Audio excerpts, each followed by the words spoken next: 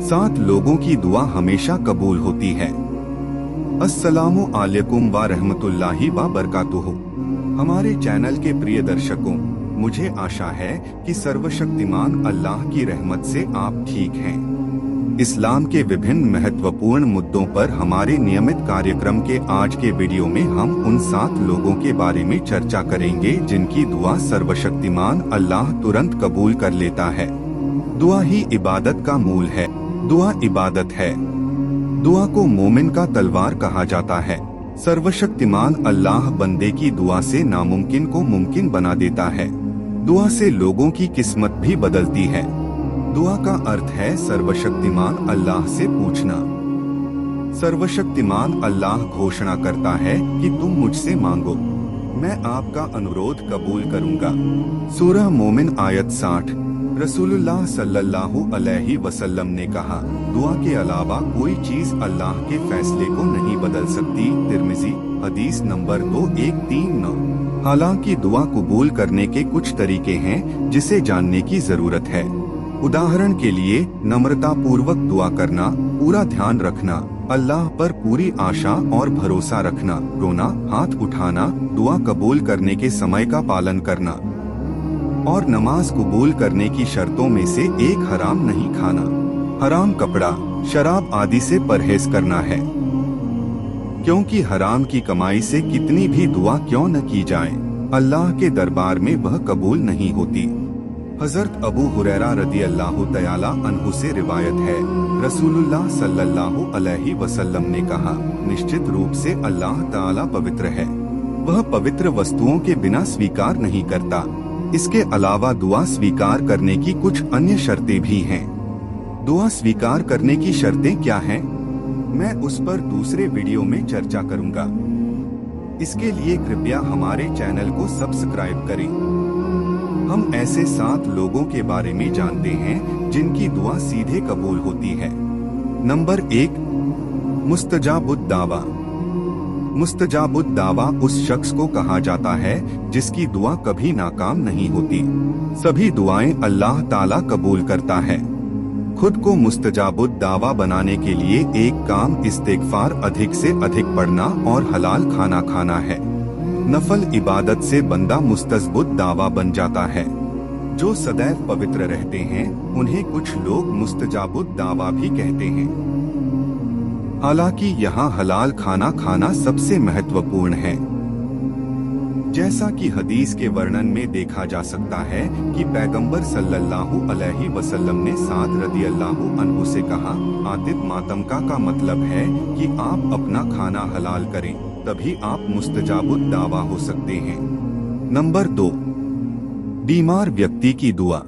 बीमार व्यक्ति की दुआ तुरंत कबूल होती है। बीमारी मनुष्य के पाप को कम कर देती है, मान सम्मान बढ़ता है। हदीस में है, जब किसी बीमार के पास जाओ तो उससे अपने लिए दुआ मांगो, क्योंकि बीमार की दुआ फरिश्ते की दुआ के समान है। नंबर 3, रोजेदार की दुआ। अल्लाह रोजेदार की दुआ कबूल करता है। इस्लामिक विद्वानों का कहना है कि रोजा के दौरान दुआ करना लोगों के लिए सुनहरा समय होता है। हदीस में वर्णित है, हजरत अब्दुल्लाह इब्न अमर इब्नुल अस रदी अल्लाहु अन्हु से रिवायत है कि रसूलुल्लाह सल्लल्लाहु अलैहि वसल्लम ने कहा, जब कोई रोजेदार मगरिब के दौरान अपना रोजा तोड़ता है या इफ्तार करता है, उस वक्त रोजेदार की दुआ वापस नहीं होती। हजरत अब्दुल्ला बिन अमर इब्नुल जैसा की रदी अल्लाहु अन्हु रिवायत करते हैं, रसूलुल्लाह सल्लल्लाहु अलैहि वसल्लम ने कहा, इफ्तार के समय रोजेदार को एक दुआ अवश्य पढ़ना चाहिए जो तुरंत कबूल की जाती है। मैंने अब्दुल्ला बिन अमर रदी अल्लाहु अन्हु को यह कहते हुए सुना, इफ्तार का समय पढ़ना चाहिए, اللهم إني أسألك برحمتك واسطة كل شيء أن تغفر لي। अर्थात हे अल्लाह, मैं आपकी दया और अनुग्रह से दुआ करता हूँ जो सभी चीजों में व्याप्त है कि आप मुझे माफ कर दें। इब्न माजा। नंबर 4, बच्चे के लिए माता पिता की दुआ। आमतौर पर माताएं बच्चे के लिए अधिक दुआ करती हैं। पिता माताओं की तुलना में कम दुआ करते हैं।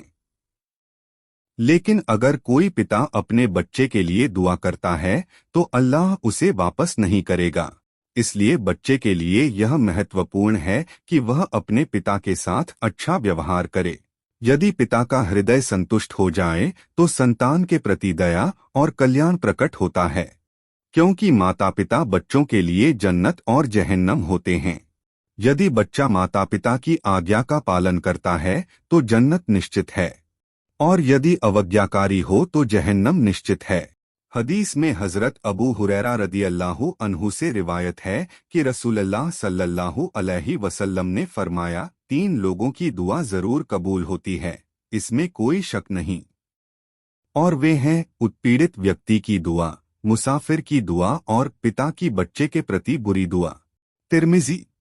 नंबर 5, किसी की अनुपस्थिति में किसी दूसरे व्यक्ति की दुआ। अगर कोई व्यक्ति उसकी अनुपस्थिति में किसी दूसरे व्यक्ति के लिए दुआ करता है तो अल्लाह ताला उस दुआ के कबूल करता है। हजरत उम्म दरदा रदियल्लाहु अन्हा फरमाते हैं, मेरे पति ने रसूलुल्लाह सल्लल्लाहु अलैहि वसल्लम को यह कहते हुए सुना। रसूलुल्लाह सल्लल्लाहु अलैहि वसल्लम ने कहा, यदि कोई व्यक्ति उसकी अनुपस्थिति में अपने किसी भाई के लिए अल्लाह से दुआ करता है तो अल्लाह उसकी दुआ कबूल करता है। तब फरिश्ते आमीन कहता है। और यदि तुम रो और दुआ करो तो तुम्हारी दुआ तुम्हारे लिए कबूल की जाती है। नंबर 6, मजलूम व्यक्ति की दुआ। जिस व्यक्ति पर किसी समूह द्वारा अत्याचार किया जाता है, अल्लाह ताला उस व्यक्ति की दुआ स्वीकार करता है। हजरत आयशा रदियल्लाहु अन्हा रिवायत करती हैं, रसूलुल्लाह सल्लल्लाहु अलैहि वसल्लम ने कहा, जिसने अपने जालिम के खिलाफ दुआ की उसने बदला लिया। तिर्मिज़ी। यदि किसी व्यक्ति पर अत्याचार होता है तो उस व्यक्ति के साथ अल्लाह का कोई पर्दा नहीं होता। वह जो दुआ करता है अल्लाह ताला उसे कबूल करता है। इसलिए किसी पर अत्याचार करना एक गंभीर अपराध है। नंबर 7, मुसाफिर की दुआ। जो शख्स सफर पर है उसकी दुआ अल्लाह ताला कबूल करता है। अल्लाह ताला मुस्लिम उम्मत को हदीस के निर्देशों का पालन करने की तौफीक अता करें। हदीसों पर सही काम करने की तौफीक अता करें। आमीन। साथ ही ऐसे और भी इस्लामिक वीडियो पाने के लिए हमारे चैनल को लाइक और शेयर करें और हमारे साथ बने रहें।